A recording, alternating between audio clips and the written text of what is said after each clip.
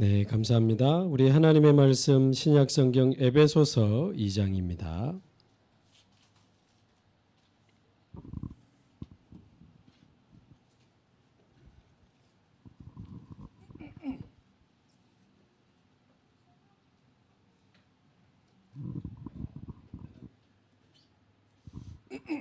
에베소서 2장 1절에서 8절까지 우리 함께 한 목소리로 봉독하겠습니다. 그는 허물과 죄로 죽었던 너희를 살리셨도다. 그때에 너희는 그 가운데서 행하여 이 세상 풍조를 따르고 공중의 권세 잡은 자를 따랐으니 곧 지금 불순종의 아들들 가운데서 역사하는 영이라. 전에는 우리도 다 그 가운데서 우리 육체의 욕심을 따라 지내며 육체와 마음에 원하는 것을 하여 다른 이들과 같이 본질상 진노의 자녀이었더니 긍휼이 풍성하신 하나님이 우리를 사랑하신 그 큰 사랑을 인하여 허물로 죽은 우리를 그리스도와 함께 살리셨고 너희는 은혜로 구원을 받은 것이라. 또 함께 일으키사 그리스도 예수 안에서 함께 하늘에 앉히시니 이는 그리스도 예수 안에서 우리에게 자비하심으로써 그 은혜의 지극히 풍성함을 오는 여러 세대에 나타내려 하심이라. 너희는 그 은혜에 의하여 믿음으로 말미암아 구원을 받았으니 이것은 너희에게서 난 것이 아니요 하나님의 선물이라. 아멘.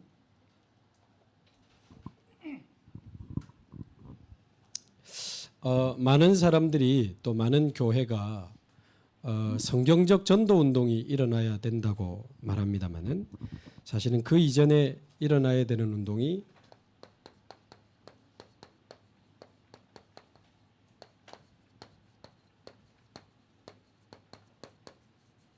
성경적 복음 운동이죠. 복음 운동이 우리 안에 일어나지 않으면 사실은 전도 운동은 내 힘으로 내 방법으로 내 열심으로 하는 겁니다. 한겨울 수밖에 없고 잘 되면 힘나지만 안 되면 힘 빠집니다.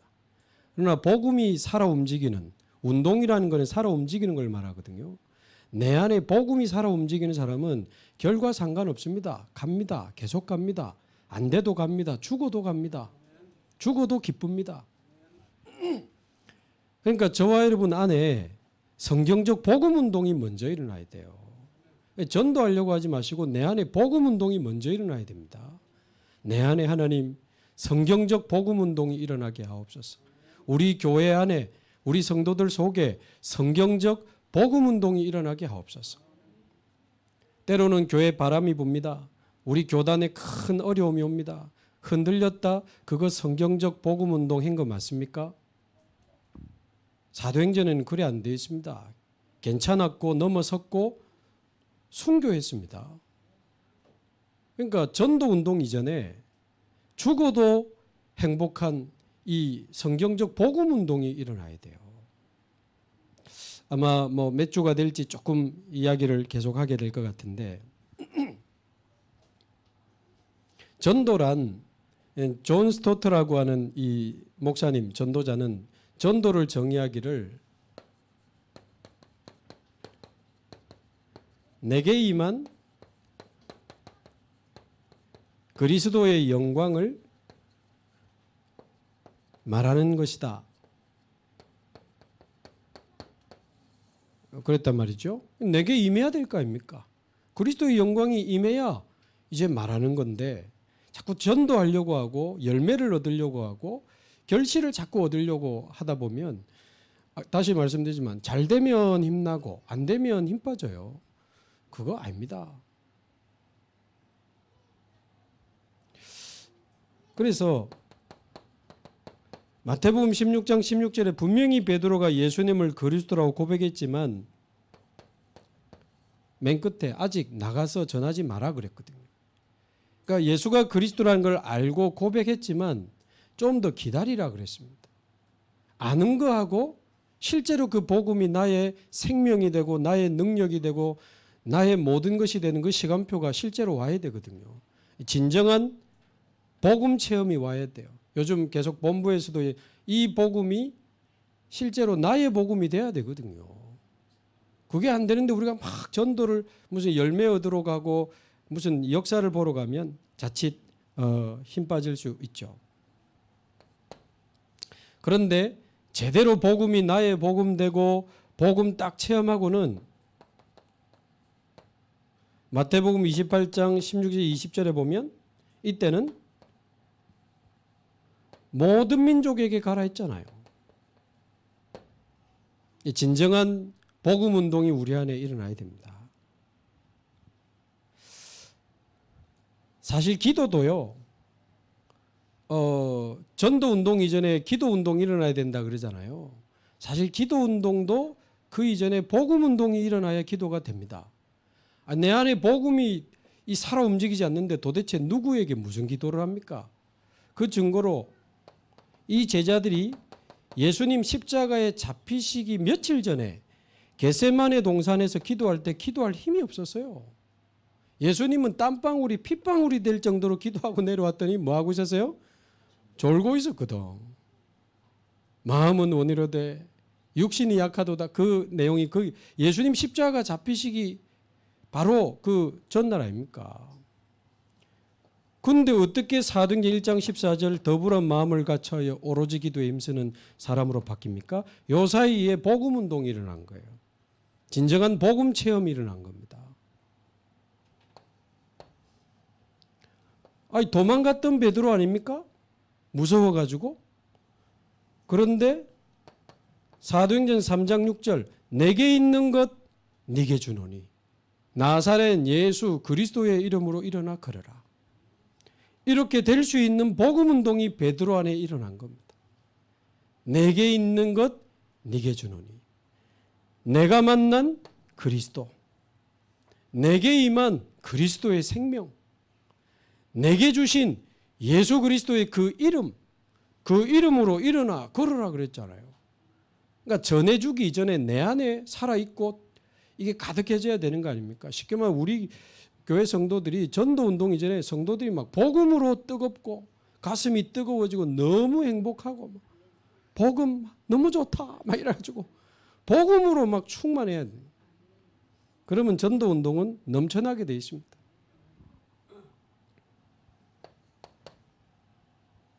그 정도가 아니고 사도행전 4장 19절에서 20절에 보면 막 그리스도 이름 말하지 말라고 위협하잖아요.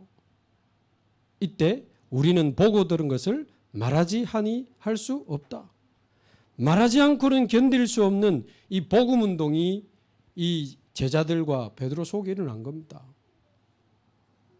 저와 여러분 가슴 속에도 말하지 않고는 견딜 수 없는 복음 운동이 먼저 일어나기를 바랍니다. 그게 일어나야 됩니다.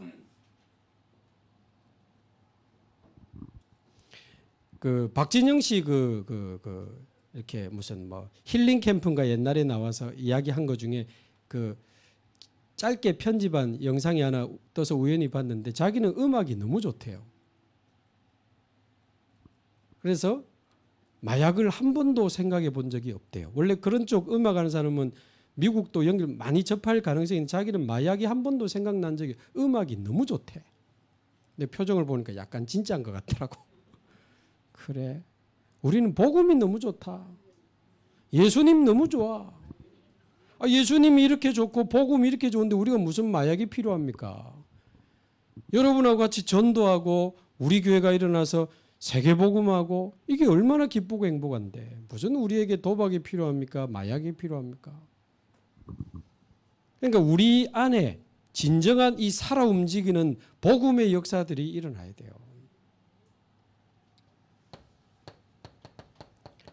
사도행전 5장 42절에 자세히 보면요. 이 초대교회 이 사람들이 제자들이 저희가 성전에 있든지 집에 있든지 집에 갔으면 좀 쉬지.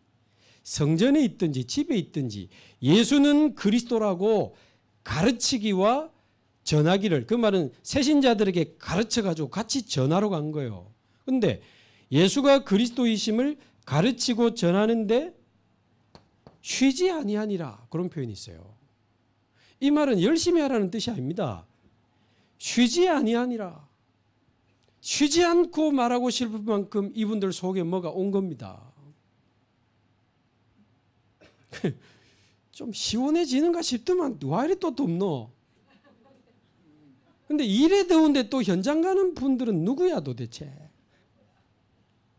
그 속에 복음이 충만하거나 아니면 뭐 다른 목적이 있을지 모르겠는데 아니 목적이 있어도 이 더운 날은 안 가는 게 맞는데 현장 가고 다락방 가고. 근데 아마 혹시 그 속에 이 살아있는 복음의 역사로 간다면 더워도 기쁘고 혹시 어느 날 갔는데 없어 허탕쳐도 괜찮고 그 사람이 거부해도 안타깝지. 내가 낙심될 이유는 아닙니다. 어느 날 예비된 사람을 만났을 때 그 기쁨과 감사와 감격은 말로 할 수 없어요. 마치 밭에 일하다가 감추인 보화를 발견한 사람처럼. 복음이 감추인 보화 아닙니까? 우리가 살다가 복음을 발견한 거예요. 옛날에 유 목사는 그 이야기 안 합니까? 어떤 할아버지가 금덩어리를 하나 이제 찾아낸 거. 그래 집에다가 탁 뒷마당에 묻어놓고 나갈 때마다 살봐가지고 싹 만지고 가고 다시 뚜껑 덮어놓고 가고 또 들어오면 또 잘 있나 싶어서 싹 살피는 또 열어가지고 금덩어리 만지고 가고 혹시 누가 안 가고 가나 늘 만지고. 그 표현을 한번 하셨는데 사실은 복음이 그래야 되는 겁니다. 우리 안에 금덩어리보다 못한 복음이 와 있습니까? 여러분 만약에 농안에 1억이 있다. 지금 여기 앉아 있겠습니까? 가만히 있어봐. 누가 혹시 갖고 간가? 집은 잘 잠갔나 내가 말이지. 가자마자 가만히 있어봐. 이러 확인하고 잘 있네. 나올 때도 잘 있으라. 내 수협에 갔다 올게. 집에 가서 주님 만나고 주님께 기도하고 주님과 함께하는 게 너무 좋고 가서 모든 소유를 팔아 그 밭을 사니라 그랬거든요. 진짜 복음의 가치를 본 사람은요 다 팝니다. 시간도 팔고 돈도 팔고 내 삶도 팔고 죄송하면 가족도 어떨 때는 팔고 그만큼 가치 있는 복음을 받기 때문에. 반대로 그게 안 팔아진다? 못 본 거. 아직 못 본 거예요. 뭐가 그렇게 우리가 복음을 위해 드리는 게 시간과 우리 인생이 아깝겠습니까? 그렇지 않습니다. 복음의 가치를 아직 못 본 거겠죠. 거기서 말하는 감추인 보화는 첫 번째는 복음을 말하고 두 번째는 현장에서 만난 예비된 영혼을 말하는 거거든요. 오늘도 그 어제 캠프한 그 쭉 포럼 보니까 참 감사하죠. 그 무더위에 현장 가서 복음 전하고 사역하고 우리 교회는 몇 군데 전도하는 팀들이 있으니까 거의 매일 현장 포럼이 올라오잖아요. 참 구경만 해도 은혜돼. 구경꾼 되면 안 되는데 구경만 해도 은혜돼. 우리도 힘내가지고 이제 가야지. 꼭 가서 간다는 게 아니고 내 현장에서 응답받고. 내가 보니까 이번 주에도 보니까 스님도 이렇게 아주 사진 보니까 진지하게 말씀을 받고 계시더라고. 곧 뜯어내는 날이 곧 오지 않겠나. 기도에 집중 기도해 주시기 바라고. 또 보니까 그 시각장애인 한 분이 복음을 받으신 것 같아요. 근데 아마 30살 때부터 시력을 완전히 잃어가지고 지금 대충 사진을 봐도 뭐 나이가 한 뭐 70 가까이 될지 그래 보이시는데 이분이 교회 오고 싶어가지고요. 집에서 늘 찬송 듣고 이래 하고 있는데 옛날에 어떤 교회에서 데리고 갔다가 눈이 안 보이니까 이거 쉽지 않거든 케어가. 그래가지고 그 뒤로 못 갔다네. 교회 가고 싶다고. 우리 팀들한테 계속 복음 말해달라고. 보니까 화요 캠프가 아니고 매일 캠프라. 어제도 갔다 온데 오늘도 갔다 오신 것 같고 뭐 내일도 간다는 것 같더라고. 그게 억지로 가지겠어요? 그래서 이분이 예배를 드리고 싶다는데 뭐 우리 교회 안에 장애인 선교부가 있는 것도 아니고 그래도 한 영혼이 천하보다 귀하다고 하나님 말씀하셨고 한 영혼이 돌아올 때 천국에서는 잔치가 벌어진다고 했는데 어떤 면에서 우리가 팀을 짜서라도 저분이 예배할 수 있도록 도와야 되는 거 아닌가. 좀 연결된 분들이 모시고 오면 뭐 일부 예배 때 같이 앉아서 예배 드리고 또 빈 시간에는 좀 쉬시면 되니까 또 중간에 식사할 때 가는 팀 또 새가족 교육 가는 팀 또 2부 예배 가는 팀 좀 나눠가지고 오래 하고 화장실 갈 때는 남자분들이 좀 수고해 주시고 여러 팀을 자원하는 분들 몇 분 짜서라도 저런 분들이 같이 예배할 수 있다면 얼마나 감사할까 그런 생각도 해봅니다. 혹시 자원하는 분들은 우리 김선자 전사님께도 조금 문의해 주시면 되겠습니다. 자, 뿐만 아니고 사도행전 7장 1절에서 60절에 보면 살 수 있는데 깨끗하게 복음 전하고 죽음을 선택했습니다. 이 스데반 집사님. 그만큼 가치 있냐? 가치 있습니다. 그만큼 가치 있습니다. 사실 뭐 저도 이 매일 아침에 한 6알씩 심혈관 쪽 약을 먹고 가는데 뭐 해외 나갔을 때 이런 때는 한 번씩 혼자 방에 누워가지고 잘 때 좀 답답하면 약간 생각이 되더라고. 가만히 있어봐. 그래서 응급 상황이 오면 스프레이 갖고 되는 게 아닌데 뭐 그러면 뭐 어떻게 하겠습니까? 하나님이 사실 부르시면 이제 가야 되는 건데 그렇게까지 다닐 만큼 이 복음 운동이 가치 있는가? 그럼 지금은요 조금도 주저함 없이 그렇고 말고. 자, 그래서 성경적 전도 운동 이전에 성경적 복음 운동이 일어나야 되는데 어디 말입니까?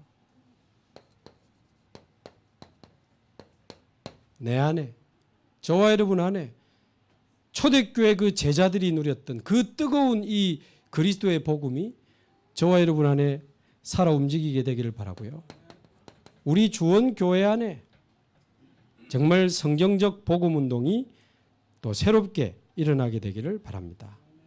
자, 그러려면 하나님이 하시는 건데 어떻게 이 응답을 누릴 수 있는가? 오늘은 내용 중심으로 간단하게 좀 핵심을 보면 첫 번째는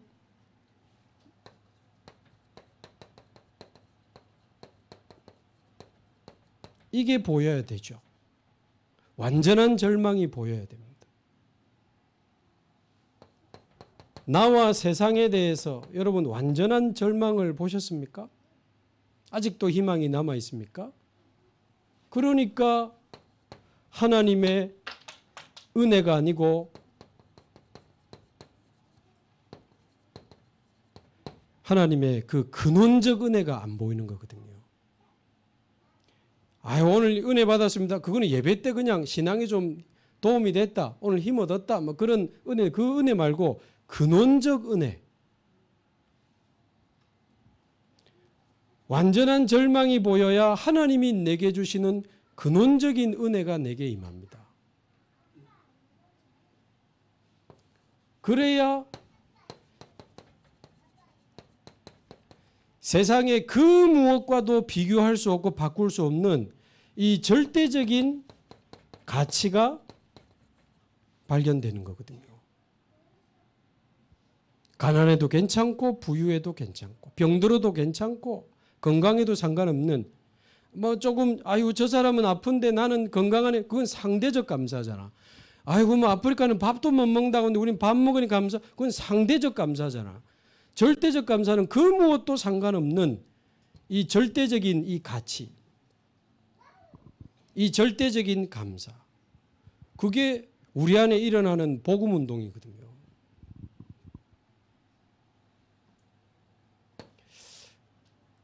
여러분 제가 메시지 많이 드리지만 아직도 세상에 대해서 희망이 보이십니까?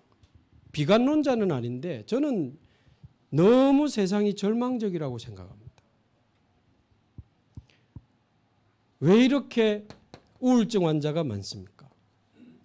지금 청소년 우울증 70% 증가했더라고요. 막 늘어납니다. 우리나라 그 보건복지부에서 5년에 한 번씩 우리 국민 정신건강을 검사하잖아요. 국민 4명 중에 1명이 우울증이다. 청소년은 3명 중에 1명이다. 그러면 우리나라 인구가 5천만이 넘으니까 우울증 1,000만 명 시대라니까요. 지난번에도 말씀드렸죠. 1년 동안 제일 많이 팔리는 약이 항불안제라고 9억정. 사람들이 분노 조절이 안 돼가지고 막 난립니다. 얼마 전에도 자기 집 앞에 차 빼라고 했는데 차를 안 뺐어. 3시간이 지나도 안 빼서 불 질러 버렸어. 그 차 불이 너무 크게 붙어 자기 집에 불 붙었어. 이 사람 기절.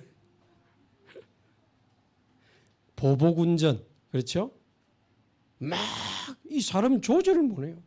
층간소음. 왜 이렇게 중독자는 많은 겁니까? 알코올 중독. 얼마죠?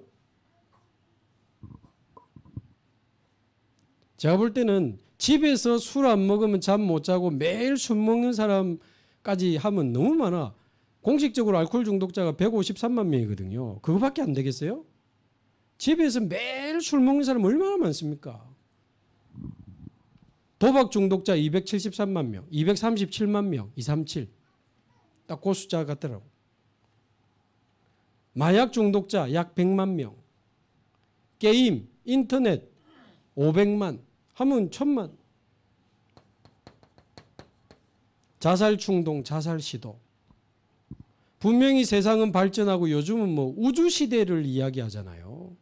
그런데 왜 이렇게 사람 개인은 더 우울하고 불안하고 분노를 참지 못하고 중독과 자살에 이렇게 헤매냐 말이죠. 요즘 정치인들 하는 거 보세요. 막 서로 죽이고 자리 차지하기 위해서 난리도 아닙니다. 그거 한다고 이런 쪽에 보지를 못해요. 산업인들은 돈 번다고 바빠가지고 이런 쪽에 관심도 없어. 반대로 돈만 된다면 이쪽에 뛰어듭니다. 전문의는 교수님들은 그쪽이나 전문가지 영적인 지식이 없어. 의사들은 드러난 암, 사진에 찍힌 것만 고치지 이 문제가 올 수밖에 없는 영적인 병은 못 고치니까. 법조인들은 망치 두드리고 5년, 10년 벌금, 뭐 집행유예 이런 것 때리지 사형 이 문제 아무도 해결을 못하고 있습니다. 아무도 해결을 못하고 있습니다. 그래서 이 종교개혁자 그 루터를 쭉 흐름을 이어왔던 칼빈이 이 부분에 대해서 무슨 단어를 썼냐면 인간의 타락이 아니고 전적 타락 그리고 전적 부패. 하나님을 떠나서 영만 타락한 게 아니고 마음과 육신까지 전적으로 타락하고 점점점 부패해져 가는데 빠져나올 수 있는가? 전적 무능력을 이야기했습니다. 못 빠져나옵니다. 이게 같은 이야기입니다. 완전한 절망. 절망을 만나야 하나님의 은혜 쪽으로 갈 수 있거든요.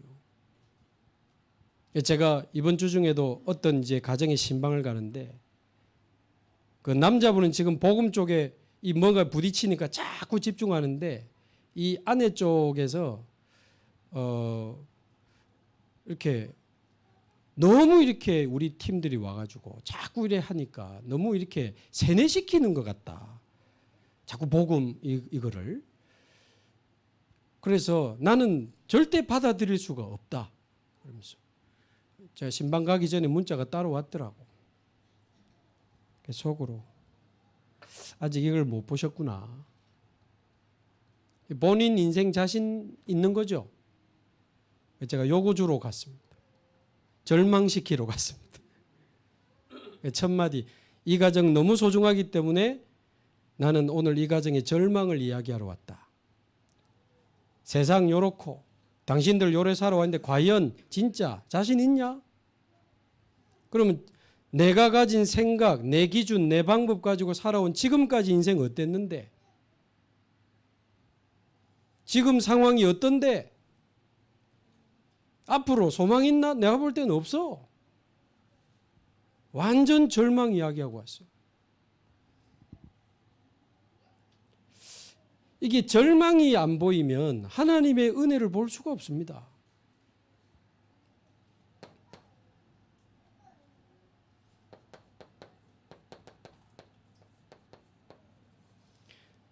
하나님은 원래 인간을 하나님의 형상대로 창조하시고 하나님과 함께하는 복을 누리면서 세상을 정복하고 다스리도록 창조하신 거 아닙니까? 그런데 이 첫사람 아담과 하와가 창세기 3장에 보면 사단에게 속아서 죄를 짓고 하나님을 떠나게 되는데 그때부터 모든 문제가 다 온 거죠.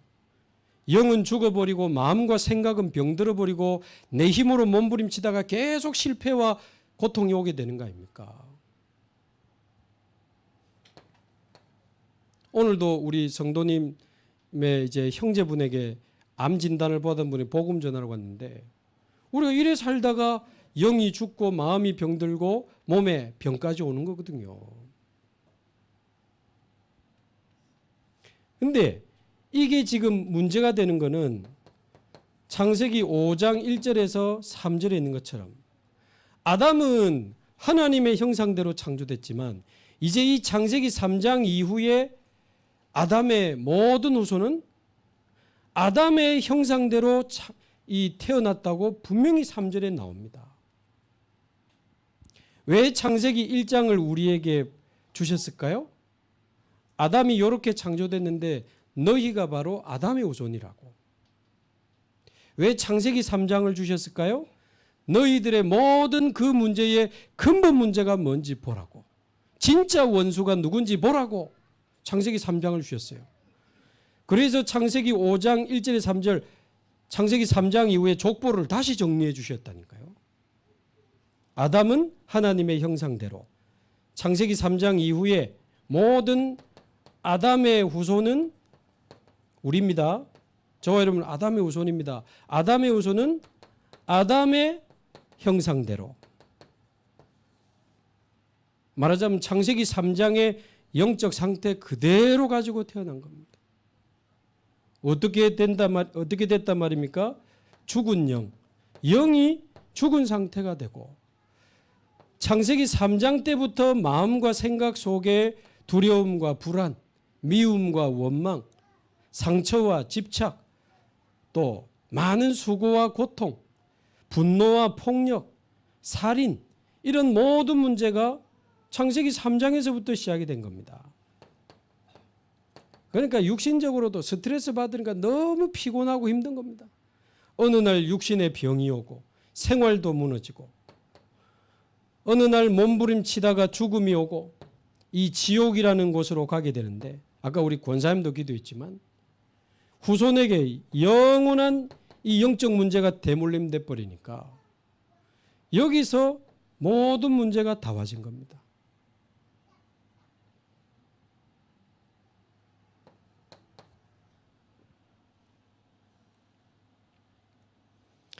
자, 그래서 오늘 읽은 에베소서 2장 1절에서 3절에 보면 금방 읽으셨죠? 이제 저와 여러분은 허물과 죄로 죽었던 너희를 살리셨도다. 왜 전적 타락, 전적 부패인지 한번 보십시오.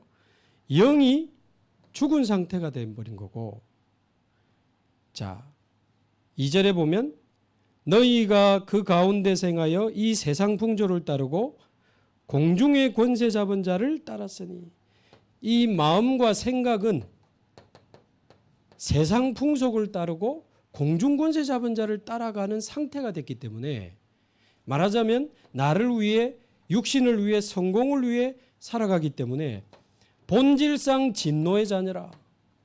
인생 자체가 진노 아래에서 망할 수밖에 없는 상태로 태어난 겁니다. 말하자면 하나님 떠나서 영만 타락한 게 아니고 영혼이 죽었을 뿐만 아니라 마음 생각이 하나님을 알 수가 없습니다. 하나님의 뜻을 알 수가 없어요. 들어도 못 깨닫습니다. 그래서 나를 위해 돈을 위해 성공을 위해 살다가 어느 날 영적 문제 오고 정신 문제 오고 그러면서 종교, 우상, 무속에 막 몸부림치다가 더 큰 재앙이 밀려오고 본질상 진노의 자녀.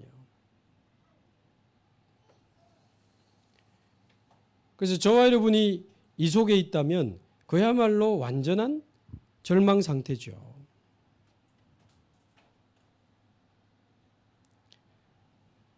자, 그래서 우리 힘으로는 하나님 떠나 있고 영이 죽어 있고 본질상 진노의 자녀 사단에게 잡혀있기 때문에 하나님의 은혜가 아니면 저와 여러분은 여기서 빠져나올 수가 없습니다. 자, 근원적인 은혜라는 말은 한마디로 무슨 말입니까? 좀 은혜 받고 힘났다. 오늘 좀 기분 좋아졌다. 그거 아닙니다. 그거는 기분 좋아진 거지. 결국 근원적인 은혜라는 것은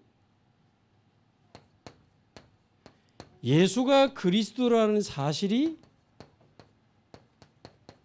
믿어지는 은혜를 말합니다.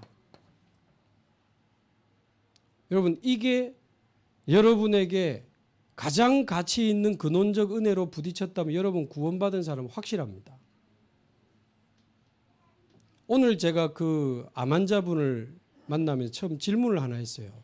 언제부터 어떻게 신앙생활을 시작하셨습니까? 한 번도 교회 다닌 적이 없는데 이게 간 쪽에 문제가 왔대요. 아무리 해도 안 되는데 기도원 가가지고 안수받고 그 다음 주에 항체가 생겼대요. 병원에서도 신기하다할 만큼. 그 뒤로 이분들이 가까운 교회를 찾아 나간 겁니다. 그게 25년 전쯤 된다네. 그 길로 이제 아내 되시는 분은 신앙생활을 조금 잘 하신 것 같아. 구원의 확신도 있고 권사님이라. 역시 여자들이 신앙생활을 좀 잘해. 근데 대충 분위기 보니까 남자분은 그 뒤로도 이렇게 좀 잘 안 나오고 일하다 세례도 늦게 받고 한참 일 핑계로 막 돌아다니다가 중간중간에 띄엄띄엄 하신 것 같아. 그래도 이제 직분이 집사라. 근데 최근에 이제 암 진단을 받고 병원에서 수술도 안 된다는 상황에 항암 치료를 시작해야 되는 상황에 완전히 가족들이 이제 비상이 걸린 겁니다. 그러니까 자녀들도 막 전 아는 사람들 기도 부탁 아버지 다 하고 교회 안 나가던 딸 아빠 이번 주부터 교회 가서 아빠 위해 기도할게 하고 이제 가족들도 영적인 비상이 걸린 거야. 근데 이제 아내분이 볼 때도 근데 보니까 이분이 구원의 확신이 없는 것 같다. 이렇게 연락이 온 겁니다. 신앙생활을 그래도 어쨌든 25년 한 집사님인데 원래 피부가 좀 까맣기도 한데 처음 딱 들었는데 얼굴이 너무 어두우시더라고. 근데 쭉 설명하고 성경도 직접 찾아서 설명드리고 우리가 이제 하나님께로 돌아가야 되는데 우리는 갈 수가 없다. 그래서 하나님이 길을 열어주셨는데 그 길 이름이 그리스도.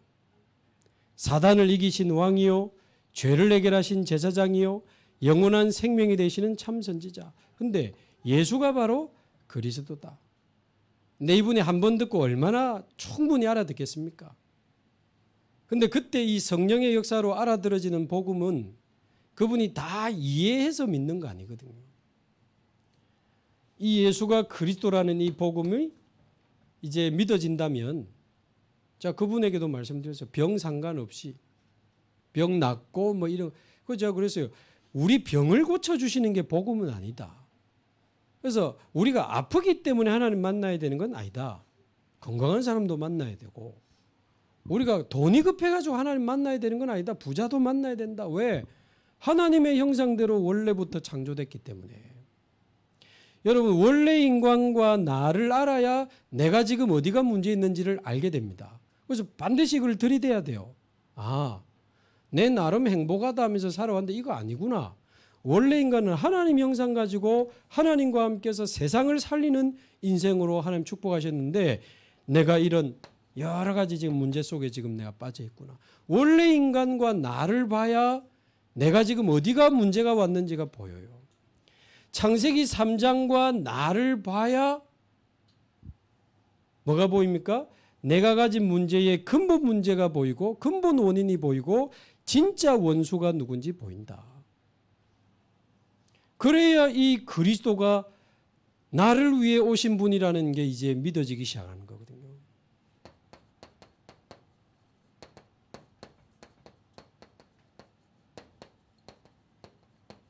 창세기 3장 15절에 이해되고 믿어진다. 여러분에게는 근원적인 은혜가 임한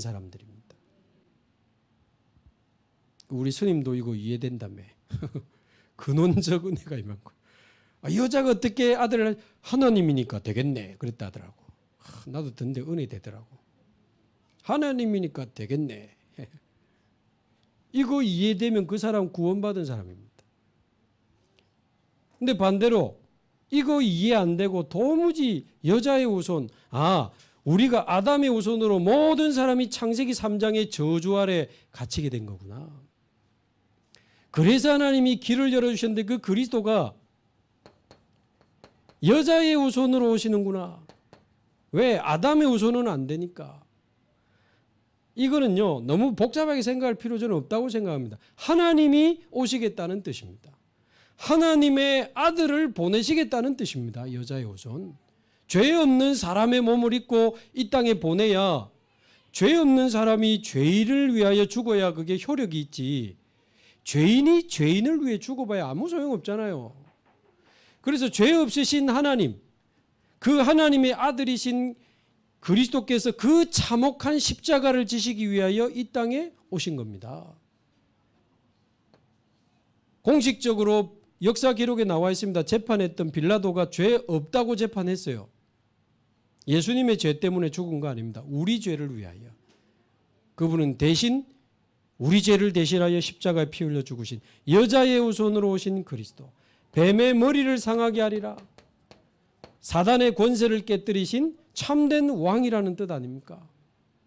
여러분 늘 듣는 복음이지만 여러분 이게 믿어진다는 것은 여러분은 근원적 은혜가 임한 사람이라니까요. 아실란가 모르겠네. 얼마나 큰. 근데 이게 절대적인 가치로 안 보입니까? 내가 받은 구원이? 알 건데. 내가 완전한 절망 속에 있었고 정말 그리스도께서 나를 사단의 손에서 건지셨다는 사실이 정말 믿어지면 그거보다 가치 있고 감사한 일이 없죠. 여러분 출애굽기 3장 18절에 그 이스라엘 백성이 바르고 나왔던 그 어린 양의 피가 여러분 안에 계신다는 사실이 믿어집니까? 그게 믿어지는 사람이 근원적인 은혜가 임한 사람이에요. 그 그리스도의 보혈이, 그 십자가의 보혈이 우리에게 효험되어서 우리가 죄사함을 받은 거거든요.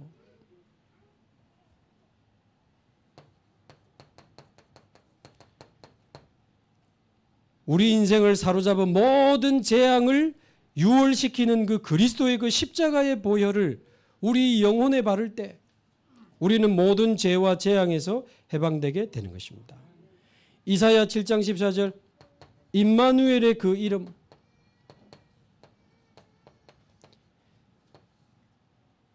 임마누엘의 이름으로 오신 그 예수께서 저와 여러분의 구주요 우리 안에 계신다는 사실이 믿어진다면 그거보다 축복된 일이 없습니다.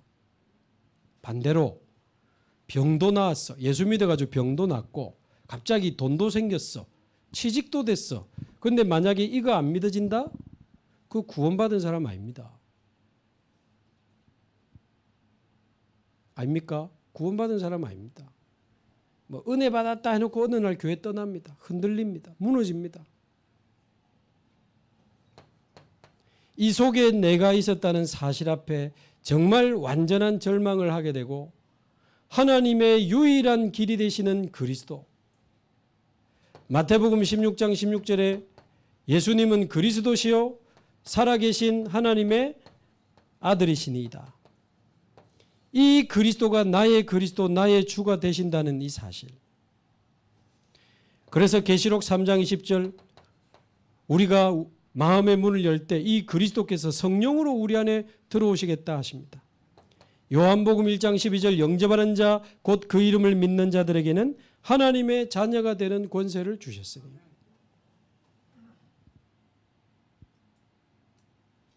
여러분 그 나사로 요한복음 11장에 보면 죽고 예수님 살리는 장면 있죠. 요한복음 11장 자세히 보면요. 예수님이 일부러 늦게 갔어요. 조금 그 막 마리아 마르다가 예수님이 여기 계셨더라면 이 우리 오빠가 오라버니가 죽지 않았을 거라면서. 근데 성경 자세히 보면요. 내가 나사로 죽을 때 거기 있지 않았었음을 제자들 너희들을 위하여 내가 기뻐하노라 그랬어요.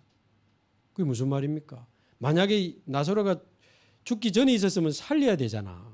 근데 거기 마침 없었던 거예요.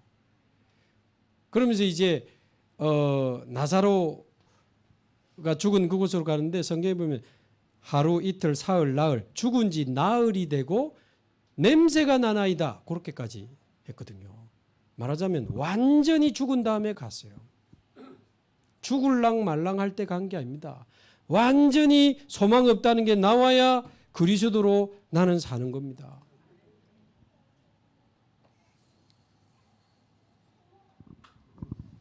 근데 아직도 자신만만하고 뭐 그렇게까지 그러면서 교회 다니고 예배 드리고 말씀 듣는 분들은 이 근원적인 은혜라는 말이 이해가 안 될 겁니다.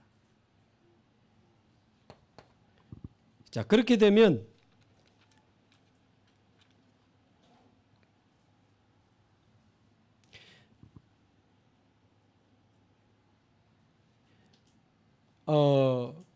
내게 임한 이 그리스도의 그 생명의 빛 이런 말이 별로 가치가 없어요. 우리가 구원받은 하나님의 자녀다 이런 말이 별로 내게 의미가 없습니다. 좀 기도해가지고 직장이나 좀 잘 되게 해주지 뭐라 했었노. 좀 기도해가지고 취직이나 좀 되게 해주지 목사님은 뭐 자꾸 구원받은 하나님의 자녀 아무 가치가 없어요. 요즘 경기 힘들어 죽겠는데 지금 진짜 목사님은 뭐 좀 복 받아라 이런 설교 좀 안 해주고 진짜 막 그리스도 했었고 절대적인 가치가 안 보입니다. 우리가 하나님의 성령이 함께하는 하나님의 성전이라는 말이 내게 아무 가치가 없어요.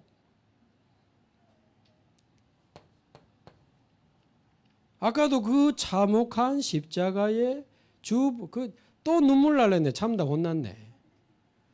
나 십자가 그리스도 생명 구원 이런 거 하면 지금도 자꾸 눈물이 날락해. 갑자기 너무 과격한 말인데 여러분이 저 쫓아내도 저는 이것 때문에 감사해.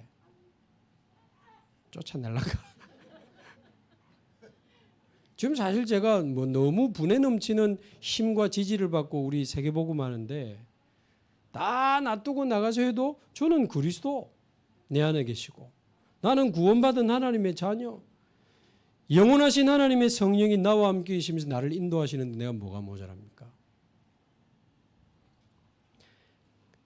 건강해도 좋지만 병들어도 상관없고 뭐 부자 되면 좋잖아요. 그러나 혹 이유 있어서 가난해도 상관없어요. 절대적인 축복이 우리에게 와 있는데 저와 여러분 안에 그 누구도 빼앗아 갈 수 없는 하나님 나라 있습니까? 이거 있는 사람은요 그 무엇도 부럽지 않습니다. 부러우면 지는 거거든. 모르겠습니다. 아까 그분도 복음을 어느 정도 받았는지 모르지만 시작할 때는 얼굴이 좀 어두웠는데 예수님 영접하고 나니까 예수님 이제 내 안에 얼굴이 많이 밝아졌어. 그러면서 오늘 목사님 말씀 다 듣고 보니까 내가 교회 다니면서 언젠가 내 안에 그분이 계셨구나. 근데 내가 내 안에 계신 그분이 누군지 몰랐는데 오늘 목사님 듣고 나니까 확실히 알았다. 그리스도 내 안에 난 하나님 자녀. 그러면서 제가 결론을 요한복음 14장을 드렸어요. 너희는 마음에 근심하지 마라. 하나님을 믿으니 또 나를 믿으라. 내 아버지 집에 거할 곳이 많도다. 그러면서 14장 16절 17 내가 성령을 보내리니 그가 너희 속에 너희와 함께 영원. 정말 하나님이 살아계시고 하나님이 우리의 생사화복을 주관하신다는 사실이 믿어지면 두려워하지 않습니다. 정말 예수가 그리스도요 그 그리스도가 영원한 생명으로 내 안에 계신다는 사실이 정말 믿어지면 두려워하지 않아도 됩니다. 성령께서 영원히 내 안에 내 속에 나와 함께 하신다는 사실이 믿어지면 우리는 이제 두려워하지 않아도 됩니다. 거기다가 우리 주님이 천국에 처소를 다 예배해 놨는데 우리의 오늘 그분에게 제가 말씀드렸어요. 우리의 본질은 영입니다. 쉽지 않은 이야기죠. 누구나 사실은 정도의 차이는 있지 우리 다 아픕니다. 그럼 뭐 암이라고 해서 그거 고치면 우리 또 영원히 삽니까? 그건 아닙니다. 한 번은 다 갑니다. 한 번은 다 갑니다. 우리의 존재의 본질은 영이잖아요. 집이 무너지면 새 집으로 이사 가듯이 우리 영이 몸이라고 하는 집이 무너지면 하나님 나라로 이사 가든지 지옥으로 이사 가야 되는데 그리스도로 말미암아 성도님 속에 집사님 속에 임한 하나님의 나라 얼마나 알아들었을지 이제 이유도 중요하겠죠. 계속 그런 분들이 복음 듣고 복음 메시지 듣고 구원이 이해되고 하나님 자녀라는 축복이 이해되고 내 안에 하나님의 나라 이거보다 더 큰 축복이 어디 있습니까? 뺏어갈 수 있습니까? 아무도 못 뺏어갑니다. 그러면서 우리에게는 다섯 번째, 흑암을 이기는 예수 이름의 권세 있습니다. 안 무너지는 것 같지만 그렇지 않습니다. 계속 기도로 붙으시기 바라고 가족들, 자녀들 예수 이름으로 계속 붙으시기 바라고 하나님이 하시는 것을 보게 되기를 바랍니다. 하나님 아는 것을 대적하여 높아진 거 무너져야 됩니다. 우리 자녀들 속에, 가족 속에, 우리 기도하는 그 사람 속에 하나님 아는 것을 자기 마음에 대적하는 뭐가 높이 올라가 있잖아요. 하나님 아는 것을 대적하여 높아진 모든 것을 무너뜨리며 그 하나님의 능력이 임해야 돼. 예수 이름으로. 모든 생각을 사로잡아 그리스도에게 복종시키는 그리스도 앞에 무릎 꿇게 하는 그 하나님의 능력이 임해야 됩니다. 중요한 사람이나 현장에 있으면요. 어떤 면에서는 뭐 하루 금식하더니 완전히 붙어가지고 하나님이 하시는 일을 봐야 됩니다. 흑암을 이기는 예수 이름의 권세. 여섯 번째, 우리에게 주신 영원한 천국 보좌의 배경. 성삼위 하나님이 우리의 배경입니다. 보좌가 우리의 배경입니다. 시공간 초월하는 주의 천사가 우리의 배경입니다.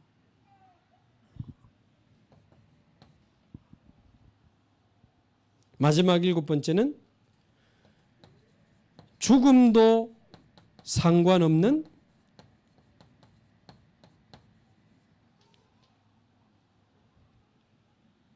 증인의 인생. 그리스도의 증인으로 살다 가는 거죠. 일곱 가지 축복입니다. 아주 기본 우리 다락방 메시지인데 알아가지고 되는 게 아니고 이 복음이 생명으로 저와 여러분 속에 살아 움직이기를 바라고요. 우리 안에 이 어마어마한 축복이 있습니다. 이거보다 가치 있는 게 어디 있습니까? 그러니까 결론적으로 뭐가 나옵니까? 감사가 아니고 그 어떤 상황에도 영향받지 않는 이 절대적 감사가 나오는 거죠. 상대적 감사가 아니고 뭐 큰 집에 살면 좋겠죠. 좁은 집에 살면 어떻습니까? 거기가 베델입니다. 학구방에 살면 어떻습니까? 거기가 베델이요. 하나님의 집, 하늘의 문. 구원받은 건 너무 감사하고.